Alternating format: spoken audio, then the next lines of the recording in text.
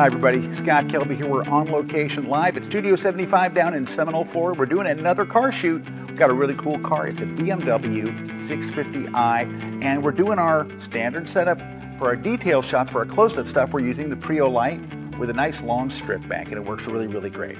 And we've talked a lot about the Prio lights. We love them, but today the star of the show is this camera. So Canon loaned me a 70D. This thing just started shipping this week, and I'm getting a chance to try it out, and I gotta tell you, there's some amazing things about it. I just want to give you my quick first thoughts about it. I'm not gonna go into a real detailed thing. I'm not gonna talk about the megapixels or anything else because that stuff's been out there for months. It has a touchscreen menu in the back. You actually just touch the screen. You don't have to move anything to go through it, so you're not toggling through menus and going up and down. It works amazingly well. It's really, really sensitive, which I love.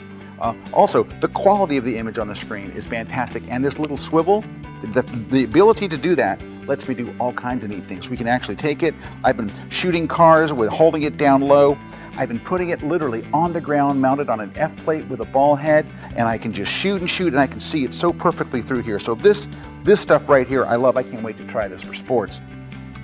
Next, the quality of the images. The images look absolutely fantastic. You can see a couple of the images that we did here during the day. We did a couple of different setups. We used full studio lighting setups. We did the detail stuff. We put two big giant soft boxes they had here over the studio because we wanted to try to go very, very dark. My last shoot, we were very, very bright, and that's what the studio was set up for. But Dan here at the studio came up with this way for us to get this really, really dark look, and it was just, we were just having a ball. One of the things that really struck me about it was, because this is a really incredibly low-priced camera for the quality of what it does. But one thing that it has a lot of are buttons.